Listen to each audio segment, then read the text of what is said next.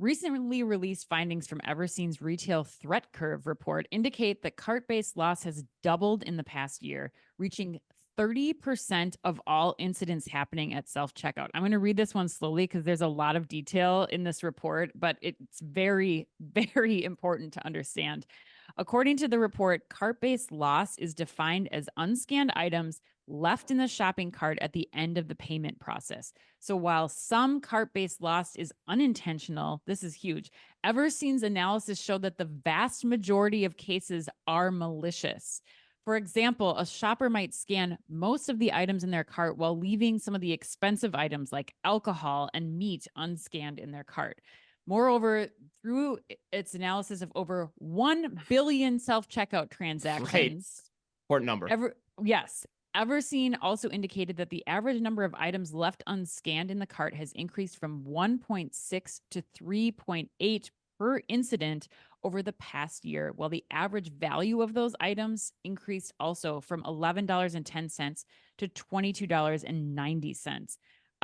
Ben, this question, we're going back to you. It's also, you get to be the lucky A&M put you on the spot question recipient. Ben, A&M wants to know, they say, perhaps it's not surprising to see shrink impact of self-checkout on a steady rise. Do recent reports from retailers, A, indicate self-checkout is a failed experiment, B, suggest necessary strategic tweaks in their usage, or C, just create awareness around one financial component of an otherwise net beneficial technology? How come he gets a multiple choice question? I know they're never nice enough to us to do that, like, hey, pick from these options, like, I got a bone to pick with them later today. I think when we talk to them. Okay, Ben, what's your answer? Oh, well, do I get to just say C? Sure. Yeah, go for it. You're done. Just say C and then be finished. That's it. Mic drop. No, you actually don't. We're gonna need you to elaborate a little bit. Fill in the text box. Look, shrink stories. It feels like the great, like hokey pokey of retail news this year. Is shrink a thing? Is it not a thing? Is it a thing? Is it not a thing? Right. I think we've got to. I mean, there's two questions for me in this one. One is, like, does the self-checkout business case still add up? And then the second one is, what are we doing about shrink? So if I take the first, brilliant that we've got this bit of research. Well done, Everseen. Big, massive bit of research. Actually got some, and we've got a new data point behind it. And I thought, for me, the most interesting data point was that for the average supermarket utilizing self-checkout, they estimate the loss over a year from cart-based loss to be about $100K, about $100,000 per store. And this is the number that's rapidly growing.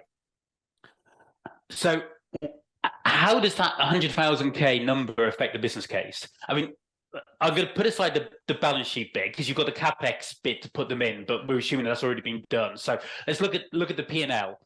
You've got to balance that off against the in-store labor savings. And we're not covering that in this research. So you've got the labor savings of not having the people on a checkout. You've then got labor availability. We've talked a lot about labor already. There's labor shortages. There's retailers I speak to who say they're utilizing self-checkout because there are times of days when they will struggle to get enough staff to properly run the store. So it means, if you're having to staff the checkout, you're not doing replan, you're not doing customer service. So you've got to build that into the case. And then you've got customer adoption. Look, for a whole bank of customers, self-checkout is just baked into their shopping habits now.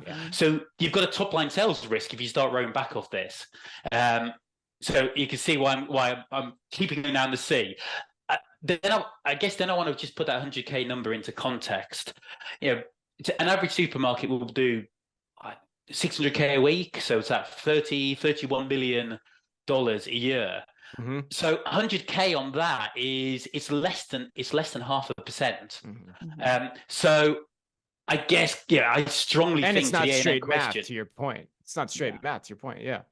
100%. It is absolutely one component of the financial model, but it's not the story in totality.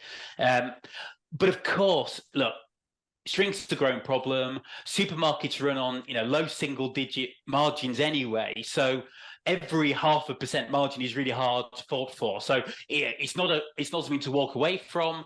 I think shrink in totality, there's a whole number of really interesting technological solutions that we're tracking at ShopTalk that have got to be seen as part of that. So whether that is RFID and computer vision based inventory management systems, whether it's the work that's been done applying AI to cameras to try and identify bad actors, because what the research clearly shows is the problem's getting worse for people who are committing fraud at the checkout, but it's still a relatively small number. So how do you identify those people? How do you monitor robotics, security monitoring, high value?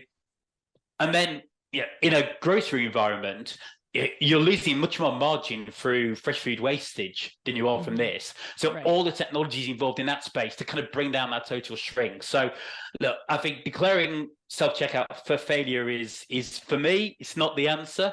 But I think we do need to continue working to see how we can reduce that shrink, because it is clearly having an effect.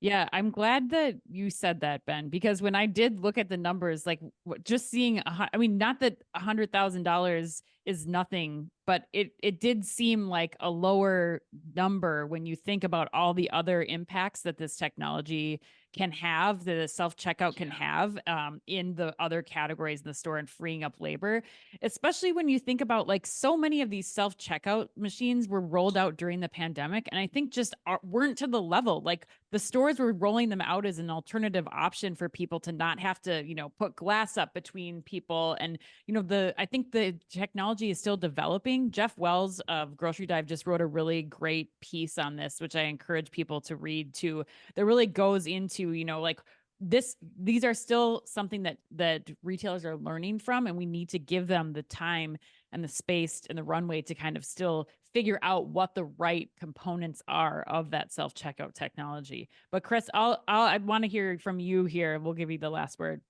Yeah, I mean, I think it's decidedly C. I think it's like unquestionably C, because actually the cool thing for me about this report is that we actually have this data. Like this data did not exist before. And so for those that maybe aren't familiar with Everseen, I want to spend a little bit of time talking about that too. The way they collect this data is they essentially use computer vision AI. They put cameras right there so they can watch the actions of people at the registers, at the self-checkout machines. And that's how they're collecting this data. And they've collected, like you said, a billion examples of seeing and watching this activity. And that's data we've never had before. And so having that data now will enable us to figure out the unlocks to make C work, right? Like that's the key thing here. And the point I would bring up too, which I think is really important, is it's not just a technological solve, whether it's computer vision, RFID, whatever. The smart approach is, how do you use the tech to notify the shopper and the sales associate when an issue has occurred and help them get on the same page without the situation escalating, right? So you can take action. You can say, hey, look, you can kind of, I think like Tom Arrighi at Kroger, who I interviewed a couple of times about this very thing. So, you can nudge them. You can say, hey, notice there's something, not correct in your basket. Let's talk about that. And there's ways to use other AI to make sure that situation doesn't escalate. So the answer to me is and it's always the case, is it always comes down to people, process, and technology working together to solve this. And that's how we make hay on the answer, which is C, in my opinion.